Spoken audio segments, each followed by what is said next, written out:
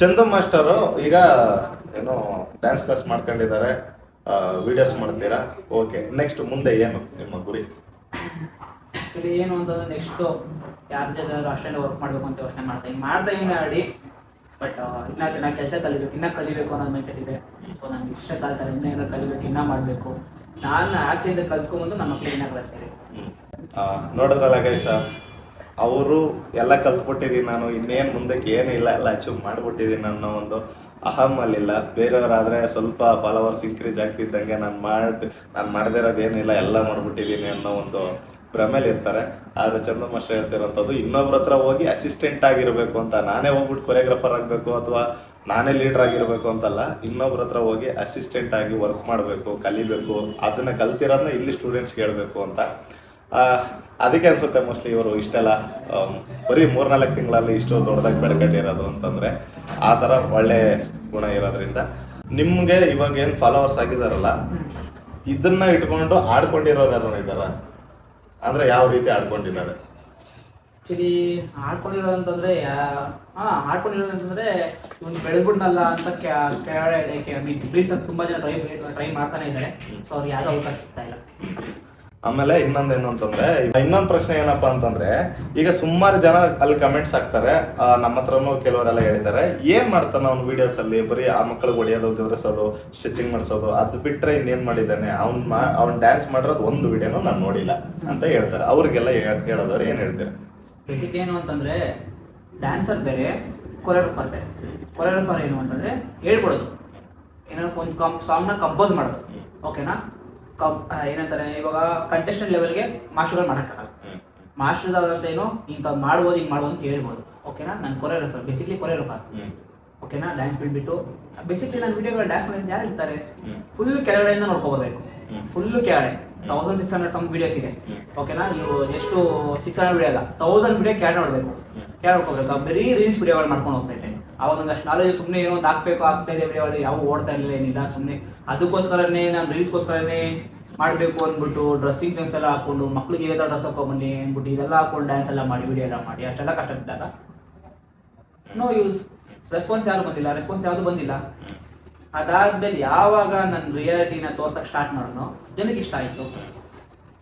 Okay, ನಾನು ಹೇಳ್ದೆ ಯಾವಾಗ ಒಂದು ವಿಡಿಯೋ ಮಿಲಿಯನ್ ಹೋದ್ರೆ ಸಾಕು ಅಂತ ಯೋಚನೆ ಮಾಡ್ತಾ ಇದ್ದೆ. ಈಗ ನಾನು ಹಾಕಿದ ಪ್ರತಿಯೊಂದು ವಿಡಿಯೋನು ಮಿಲಿಯನ್ ಹೋಗ್ತಾ ಬಂತು. ಸೊ ಆವಾಗ ಜನಗಳಿಗೆ ಅದೇ ಇಷ್ಟ ಆಯಿತು, ನನ್ನ ರಿಯಾಲಿಟಿನೇ ಇಷ್ಟ ಆಯಿತು. ಸೊ ಅದಕ್ಕೆ ನಾನು ಅದನ್ನು ಕಂಟಿನ್ಯೂ ಮಾಡ್ತಾ ಇದ್ದೆ. ಓಕೆ, ಈಗ ಇನ್ನೊಂದು ಹೇಳೋದಾದ್ರೆ, ಇನ್ಸ್ಟಾಗ್ರಾಮಲ್ಲಿ ಯಾರು ಹೈಲೈಟ್ ಇರ್ತಾರೆ ಅವರು ಒಂದಿಷ್ಟು ಅಮೌಂಟ್ನ ಸಂಪಾದನೆ ಮಾಡಿರ್ತಾರೆ, ಅವ್ರಿಗೆಲ್ಲ ಒಂದ್ ಕಡೆಯಿಂದ ಅಮೌಂಟ್ ಬರ್ತಾ ಇರುತ್ತೆ ಅಂತ. ನಿಮ್ಗೆ ಎಷ್ಟು ಅಮೌಂಟ್ ಬಂದಿದೆ ಇನ್ಸ್ಟಾಗ್ರಾಮ್ ಇಂದ? ಸೀರಿಯಸ್ಲಿ ಯಾವುದು ಈ ಪ್ರಮೋಷನ್ ಅದ್ರ ಬಗ್ಗೆ ಯಾವುದು ಐಡಿಯಾ ಇಲ್ಲ. ರೀಸೆಂಟಾಗಿ 1-2 ವಿಡಿಯೋನೂ ಮಾಡಿದೆ. ಬಟ್ ಅದು ರೆಸಾರ್ಟ್ ಹೋಗಿದ್ದು ಜಸ್ಟ್ ನಾವು ಎಂಜಾಯ್ ಮಾಡೋಣ ಅಂತ ಹೋಗಿ ಫ್ರೆಂಡ್ಸ್ ಸರ್ಕಲ್, ಜಸ್ಟ್ ನಮ್ಗೆ ಇಷ್ಟ ಆಯಿತು ಅಂದ್ಬಿಟ್ಟು ವಿಡಿಯೋ ಮಾಡೋಕ್ಬಿಟ್ಟು ಬಂತು. ಇನ್ನೊಂದು ಯಾವುದೋ ಕ್ಲಾತಿಂಗ್ ಡ್ರೆಸ್ ತೊಗೋಣ ಚೆನ್ನಾಗಿದೆ ಅಂತ ಹೇಳಿದ್ರೆ ನಮ್ಮ ಶೋ ಆ್ಯಂಡ್ ಯಾರೋ ಸಜೆಷನ್ ಮಾಡಿದಾಗ ಅಲ್ಲಿ ನಂಗೆ ಇಷ್ಟ ಆಯಿತು ಅಂತ ಅಂದಾಗ ಸೊ ಅಲ್ಲಿ ಹೋಗಿ ವಿಡಿಯೋ ಮಾಡಿಕೊಟ್ಟಿದ್ದು. ಸೊ ಅದು ಬಟ್ ಏನೋ ಪ್ರೈಸ್ ಕಮ್ಮಿ ಮಾಡಿಕೊಡ್ತಾರೆ, ಇಲ್ಲ ಅಂತ ಹೇಳ್ತಾರೆ. ಇಲ್ಲ ಹೋದಾಗ ಪ್ರೈಸ್ ಇದ್ದಾರೆ ನೆಗೋಷಿಯಬಲ್ ಮಾಡಿಕೊಡ್ತಾರೆ, ಇಲ್ಲ ಅಂತಲ್ಲ. ಕಂಪ್ಲೀಟಾಗಿ ಅವ್ರು ನಂಗೆ ಇಲ್ಲ ಅಮೌಂಟ್ ಪೇ ಮಾಡೋದು. ಆಮೇಲೆ ಡ್ಯಾನ್ಸರ್ಗಳ ಬಗ್ಗೆ ಒಂದು ಬ್ಯಾಡ್ ಟಾಕ್ ಇದೆ. ತುಂಬಾ ವರ್ಷಗಳು ಡ್ಯಾನ್ಸರ್ಸ್ಗಳು ಅಲ್ಲಿ ಬರುವಂತ ಹುಡುಗರಿಗೂ ತುಂಬಾ ಕನೆಕ್ಷನ್ಸ್ ಎಲ್ಲ ಇರ್ತವೆ. ಎಲ್ಲೆಲ್ಲ ಹೋಗ್ತಾರೆ, ನೈಟ್ ಶೋ ಅದು ಇದು ಅಂತ ಹೋಗ್ತಾರೆ, ಏನೇನೋ ಮಾಡ್ಕೊಂಡ್ ಬರ್ತಾರೆ ಅಂತ ಹೇಳ್ತಾರೆ. ಅದ್ರ ಬಗ್ಗೆ ಏನ್ ಹೇಳ್ತೀರಾ? ಯಾಕೆಂದ್ರೆ ಕೆಲವು ಪೇರೆಂಟ್ಸ್ಗಳು ಇರ್ತಾರೆ, ಕೆಲವು ಪೇರೆಂಟ್ಸ್ಗಳು ತಮ್ಮ ಮಕ್ಕಳನ್ನ ಈ ಫೀಲ್ಡ್ ಕಳ್ಸೋದ ಬೇಡವಾ ಅನ್ನೋ ಒಂದು ಕನ್ಫ್ಯೂಷನ್ ಅಲ್ಲಿ ಇರ್ತಾರೆ. ಯಾಕೆ? ಈ ಕಾರಣದಿಂದ ಅವ್ರಿಗೆ ಪೇರೆಂಟ್ಸ್ಗಳಿಗೆ ಅವ್ರ ಫ್ರೆಂಡ್ಸ್ ಅವರೆಲ್ಲ ಹೇಳಿರ್ತಾರೆ, ಬೇಡ ಡ್ಯಾನ್ಸ್ ಫೀಲ್ಡ್ ಅಷ್ಟು ಈ ತರ.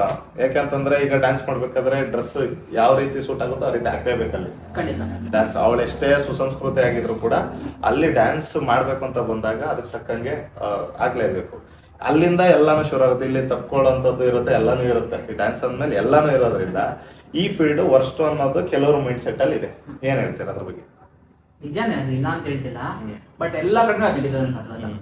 ಸೊ ಏನು ಅಂದ್ರೆ ಅವ್ರ ಮೈಂಡ್ ಸೆಟ್ ಕರೋದು. ಸೊ ಅವ್ರ ಮೈಂಡ್ ಸೆಟ್ ಕೊಡೋದು. ಸೊ ಅವ್ರು ಹೇಗೆ ಬಿಹೇವ್ ಮಾಡ್ತಾರೋ, ಅವ್ರು ಹೇಗಿರ್ತಾರೋ ಅದು ಅವ್ರಿಗೆ ಬಿಟ್ಟಿರೋದು. ಸೊ ಇವೆಲ್ಲ ಕಾರಣಗಳು ನೋಡ್ಬಿಟ್ಟೇನೆ ಚಿಕ್ಕ ಮಕ್ಳಿಗೆ ಬೇಸ್ಟ್ ಆ ಡಿಸಿಷನ್ ತೊಗೊಂಡು ಮಕ್ಳ ಜೊತೆ ಖುಷಿಯಾಗಿ ಆರಾಮಾಗಿದ್ವಿ. ಗೊತ್ತಾಯ್ತಲ್ಲ ಗೈಸ್, ಅವ್ರ ಕ್ಲಾಸಲ್ಲಿ ಯಾಕೆ ದೊಡ್ಡವರಿಲ್ಲ, ದೊಡ್ಡ ಹುಡುಗಿರಿಲ್ಲ, ದೊಡ್ಡ ಹುಡುಗರು ಇರಲ್ಲ ಅಂತ ಕೇಳೋರಿಗೆ ಇದು ಬೆಸ್ಟ್ ಆನ್ಸರು. ಏನು ಅಂತಂದ್ರೆ ಈ ರೀತಿ ಅಲ್ಲಲ್ಲೇ ಅದು ಇದು ಕನೆಕ್ಷನ್ ಶುರು ಮಾಡ್ಕೊಂತಾರೆ. ಪೇರೆಂಟ್ಸ್ ಗಳಿಗೆ ಡ್ಯಾನ್ಸ್ ಕ್ಲಾಸ್ ಕಳಿಸಿದೇ ದೊಡ್ಡ ತಪ್ಪು ಅನ್ನೋ ತರ ಆಗ್ಬಿಡುತ್ತೆ. ಅವ್ರು ಏನ್ ಮಾಡ್ತಾ ಇರ್ತಾರೆ ನಮ್ಗೆ ಗೊತ್ತಿರಲ್ಲ. ಸ್ಟೂಡೆಂಟ್ಸ್ಗಳು ಅವ್ರ ಫೋನ್ಗಳು ಎತ್ಕೊಂಡು ನಾವು ಚೆಕ್ ಮಾಡೋಷ್ಟು ಇರಲ್ಲ. ಸೊ ಅವ್ರ ಫ್ರೆಂಡ್ಸ್ಗಳು ನಮಗೆ ಅವ್ರ ಫ್ರೆಂಡ್ಸ್ಗಳು ಕಂಡು ಹಿಡಿದು ನಮ್ಗೆ ಹೇಳಿದಾಗ ಫ್ರೆಂಡ್ಸ್ಗಳು ಮುಂದೆ ತಲೆ ಆಮೇಲೆ ಕ್ಲಾಸ್ ಹೋಗ್ತೀನಿ ಅಂತ ಹೇಳ್ಬಿಟ್ಟು ಅಲ್ಲೆಲ್ಲ ಹೋಗೋದು. ಖಂಡಿತ ಇದೆಲ್ಲ ಆಗಿದೆ. ಇದೆಲ್ಲ ಸ್ಟ್ರಗಲ್ ಮಾಡಿ ಫೇಸ್ ಮಾಡಿದೀನಿ, ತುಂಬ ಮಾಡ್ಕೊಂಡ್ ಬಂದಿದ್ದೀನಿ ಖಂಡಿತ. ಚಂದನ್ ಮಾಸ್ಟರ್, ಇನ್ನೊಂದು ಪ್ರಶ್ನೆ. ಈಗ ನೀವು ಇಷ್ಟೆಲ್ಲ ಒಂದು 7 ಲಕ್ಷ ಮೇಲೆ ಫಾಲೋವರ್ಸ್ನ ಮಾಡಿದ್ದೀರಾ, ಅದು ನಿಮ್ಮ ಸ್ಟ್ರಗಲ್. ಅಷ್ಟೊಂದು ಕಷ್ಟಪಟ್ಟು ಅಷ್ಟೊಂದೆಲ್ಲ 1600 ವಿಡಿಯೋಸ್ಗಳನ್ನೆಲ್ಲ ಹಾಕಿ ಇಷ್ಟೊಂದೆಲ್ಲ ಫಾಲೋವರ್ಸ್ ಮಾಡ್ಕೋಬೇಕು ಅಂತ ನಿಮ್ಗೆ ಯಾಕೆ ಅನಿಸ್ತು? ಈ ಸೋಷಿಯಲ್ ಮೀಡಿಯಾಗೆ ಬರಬೇಕು ಅಂತ ಅನ್ಸಿದ್ದು ಯಾಕೆ? ಬೇಸಿಕ್ಲಿ ಏನು ಅಂತಂದ್ರೆ, ಚದರಿದ್ದವ್ರೆ ಯಾವಾಗೋ ಒಂದು ಟೈಮು ಚೆನ್ನಾಗಿದ್ದು ಎಲ್ಲ ಇದ್ಕೊಂಡು ಇದಾದ್ಮೇಲೆ ನೀನ್ ಯಾರೋ ಗೊತ್ತಿಲ್ಲ ಅಂತ ಅಂದ್ಬಿಟ್ರು ಒಂದು ಮಾತು. ಯಾರೋ ಒಬ್ರು ಒಂದ್ ಕಡೆ ಅಂದ್ರು, ಕಿವಿಗೆ ಬಿತ್ತು. ಗರ್ಲ್ ಫ್ರೆಂಡ್ ಅಂತ ಏನಿಲ್ಲ ಅಂದ್ರು ಯಾರೋ. ಸೊ ಆವಾಗ ಚಾಲೆಂಜ್ ಆಗಿ ತಗೊಂಡೆ ನನ್ನ ಇದನ್ನ. ಇವತ್ತು ಒಬ್ಬರು ಗೊತ್ತಿಲ್ಲ ಅಂತ ಹೇಳಿದ್ರು, ಒಂದಲ್ಲ ಒಂದಿನ ಇಡೀ ಕನ್ನಡ ಗೊತ್ತಾಗಬೇಕು, ಆ ರೀತಿ ಬೆಳಿಬೇಕು ಅಂತ ಡಿಸೈಡ್ ಆದೆ, ಮಾಡಿದೆ. ಸೊ ಕರ್ನಾಟಕ ಜನಕ್ಕೆ ಜನ ತುಂಬ ಚೆನ್ನಾಗಿ ಸಪೋರ್ಟ್ ಮಾಡಿ ಇಲ್ಲಿ ಗಣ ತಂದು. So thank you so much Karnataka ಜನತೆ, ಲವ್ ಯು. ಚಂದು ಮಾಸ್ಟರ್, ಈಗ ನಿಮ್ಮ ವಿಡಿಯೋಸ್ಗಳೇನು ಅಪ್ಲೋಡ್ ಮಾಡಿರ್ತೀರಾ, ಆ ವಿಡಿಯೋಸ್ಗಳಲ್ಲಿ ಸುಮಾರು ಒಂದು 80%, 75%, 80-90% ಎಲ್ಲರೂ ಕಮೆಂಟ್ ಹಾಕೋದು ಲವ್ ಯು ಮಾಸ್ಟರ್, ನಿಮ್ಮ ರೆಸ್ಪೆಕ್ಟ್ ಮಾಸ್ಟರ್, ನಿಮ್ಗೆ ತುಂಬಾ ರೆಸ್ಪೆಕ್ಟ್ ಕೊಡ್ತೀವಿ, ಏಕೆ ಅಂತಂದ್ರೆ ಮಕ್ಕಳನ್ನೆಲ್ಲ ಅಷ್ಟು ಕೇರ್ ಮಾಡ್ತೀರಾ, ಅದು ಇದು ಅಂತ ಅಂದ್ಬಿಟ್ಟು ಎಲ್ಲ ಹಾಕ್ತಾರೆ. ಹಾರ್ಟ್ ಗೀಟ್ ಏನೇನೋ ಹಾಕಿ ಕಳಿಸ್ತಾರೆ. ಆ ಪ್ರೀತಿಗೆ ಏನ್ ಹೇಳ್ತೀರಾ? ಏನು ಹೇಳೋಕ್ಕಾಗಲ್ಲ, ಪ್ರೀತಿಗೆ ಚಿರೋಣಿ ಅಷ್ಟೇ, ಕನ್ನಡ ಜನರಿಗೆ ಚಿರೋಣಿ. ಬಟ್ ಈಗ ಬ್ಯಾಡ್ ಕಮೆಂಟ್ ಹಾಕೋದ್ರ ಬಗ್ಗೆ ಯೋಚನೆ ಮಾಡಕ್ಕೆ ಹೋಗ್ಬಾರ್ದು. ಯಾಕಂತಂದ್ರೆ ಈಗ 90% ಗುಡ್ ಕಮೆಂಟ್ ಇರ್ಬೇಕಾದ್ರೆ 10% ಅಂತ ಯೋಚನೆ ಮಾಡ್ಬೇಕು ನಾವು. ಸೊ ಎಷ್ಟೋ ಜನ ಹೇಳಿದ್ದಾರೆ, ನಾನು ಎಷ್ಟೊಂದಿನ ಅನ್ಕೊಂಡಿದ್ದೆ, ಅಯ್ಯೋ ಬೇಡಪ್ಪ ಈ ಬೇಸಿಕ್ಲಿ ನಮ್ಗೆ ಏನಾದ್ರು ಬೇಜಾರಿಲ್ಲ, ನಮ್ಮ ಬಗ್ಗೆ ಮಾತಾಡ್ತಾರೆ, ಇನ್ನೊಂದು ಮಾತಾಡಿದ್ರೆ ಬೇಜಾರೇ ಇಲ್ಲ. 2 ವರ್ಷ 3 ವರ್ಷ 5 ವರ್ಷ ಮಕ್ಳುಗಳು 6 ವರ್ಷ ಮಕ್ಳುಗಳು ಅವ್ರ ಬಗ್ಗೆ ಎಲ್ಲ ಕೆಟ್ಟ ಕಮೆಂಟ್ಗಳಾಗ್ತಾರೆ. ಆ ಮಕ್ಳುಗಳು ಏನು ಮಾಡಿರ್ತಾವೆ. ಸೊ ಅದಕ್ಕೋಸ್ಕರ ಎಷ್ಟೊಂದು ಲೈವಲ್ಲಿ ಬಂದಾಗ ಎಷ್ಟೋಗಿದೆ ಹೇಳಿದೀನಿ, ನಮಗೆ ಬೈತೀರಾ ಬೈಲಿ, ನಾವು ತಗೋತೀವಿ, ಬೇಜಾರಿಲ್ಲ. ಯಾರು ತಪ್ಪಿತ ಹೇಳಿ ತಿದ್ಕೊಂತೀವಿ. ಸೊ ಮಕ್ಳು ಬೈಬೇಡಿ ಅಂತಲೇ ಹೇಳ್ತೀವಿ. ಸೊ ನಾನು ಕೇಳ್ಕೊಳ್ಳೋದು ಅಷ್ಟೇ, ಮಕ್ಕಳು ದಯವಿಟ್ಟು ಏನು ಮಾಡ್ತೀವಿ. ಮಕ್ಕಳು ಬೆಂಡಾದಾಗ ಶರ್ಟ್ ಸರಿ ಮಾಡ್ತೀರಾ. ಇನ್ನೂ ಚಿಕ್ಕ ಮಕ್ಕಳು ಕೆಲವ್ರು ಹೇಳೋದು, ಇನ್ನು ಚಿಕ್ಕ ಮಕ್ಳು ಅಲ್ಲಿ ಏನ್ ಕಾಣಿಸುತ್ತೆ ಅಂದ್ಬಿಟ್ಟು ಅದನ್ನ ಸರಿ ಮಾಡಿ ಆ ಥರ ಎಲ್ಲ ಸುಮ್ಮನೆ ಇದು ಓವರ್ ಬಿಲ್ಡಪ್ ಆಯ್ತು ಅನ್ನೋ ರೀತಿ ಕೆಲವ್ರು ಹೇಳ್ತಾರೆ. ಅವ್ರಿಗೇನು ಹೇಳ್ತಾರೆ? ಬೇಸಿಕ್ಲಿ ಏನು ಅಂತಂದ್ರೆ, ನಾರ್ಮಲ್ ಆಗಿ ಏನು ಅಂತಂದ್ರೆ, ನಾವು ದೊಡ್ಡವ್ರು ಹೋಗಿ ಸರಿ ಮಾಡೋಕ್ಕಾಗುತ್ತಾ? ಆಗಲ್ಲ. ನಾವು ಚಿಕ್ಕ ಮಕ್ಕಳಿಂದಾನೇ ಹೇಳ್ಕೊಟ್ರಿ ಮಕ್ಳಿಗೆ, ನಾವು ಈಗ ಏನು ಹೇಳ್ಕೊಡ್ತೀವೋ ಮಕ್ಳು ಅದನ್ನೇ ಕಲ್ತ್ಕೊಂತಾರೆ. ಯಾರ ಮುಂದೆ ಹೆಂಗಿರ್ಬೇಕು, ಡ್ರೆಸ್ಸಿಂಗ್ ಸೆನ್ಸ್ ಹೆಂಗಿರ್ಬೇಕು. ಸೊ ಆ ಥರ. ಸೊ ಇವಾಗ ದೊಡ್ಡವ್ರಿಗೆ ಹೋಗ್ಬಿಟ್ಟು ನಾವು ಏನೋ ಟಚ್ ಮಾಡೋಕ್ಕಾಗುತ್ತಾ? ದೊಡ್ಡ ಮಕ್ಕಳುಗಳಿಗೆ ಆಗಲ್ಲ. ಅದು ನಾವು ನಮಗೆ ಕೆಟ್ಟದ್ದು ಅನ್ಸುತ್ತೆ, ದೊಡ್ಡದವ್ರು ಇನ್ನೂ ಕೆಟ್ಟದಾಗ ಅನ್ಕೊಂತಾರೆ. ಸೊ ಅದೇ ಚಿಕ್ಕ ಮಕ್ಕಳಾದ್ರೆ ನಾವು ಹೇಳ್ಕೊಟ್ಟಂಗೂ ಇರುತ್ತೆ, ಅವ್ರು ತಿಳ್ಕೊಂಡಂಗೂ ಇರುತ್ತೆ, ರಿಯಲ್ ಫ್ಯಾಕ್ಟ್ ಅದು.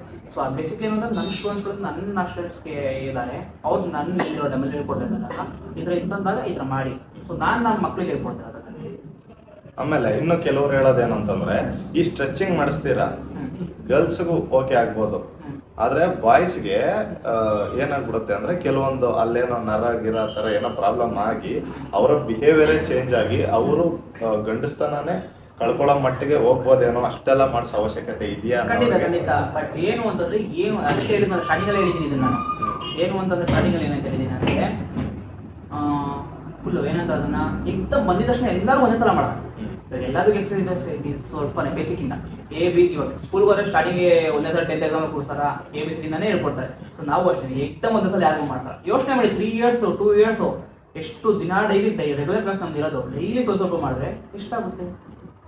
ಹೌದಾ? ಇವಾಗ 3 years ಮಾಡಿರೋರ್ಗೂ ಸ್ಟ್ರೆಚ್ ಮಾಡಿದ್ರೆ ಅದೇ ಪೇನ್ ಆಗುತ್ತೆ. ಬಟ್ ಅವ್ರು ಫುಲ್ ಸ್ಟ್ರೆಚ್ ಹೋಗ್ತಾರೆ ಅಷ್ಟೇ. ಬಟ್ ಏಕ್ದಮ್ ಯಾರಿಗೂ ಒಂದೇ ಸಲ ಮಾಡ್ತಾರೆ, ಸ್ವಲ್ಪನೇ ಮಾಡಿ. ಬೇಸಿಕ್ಲಿ ನಾವು ಕಲ್ಸ್ಕೊಂಡಿದ್ದೀವಿ, ನಾವು ಜಿಮ್ನಾಸ್ಟಿಕ್ ಕ್ಲಾಸ್ಗೆ ಹೋಗಿ ಕಲ್ಸ್ಕೊಂಡು ನಮ್ಗೆ ಏನು ಅಲ್ಲಿ ಏನು ಮಾಡ್ತಿದ್ದಾರೋ ನಾವೇನು ಮಾಡ್ತೀವಿ.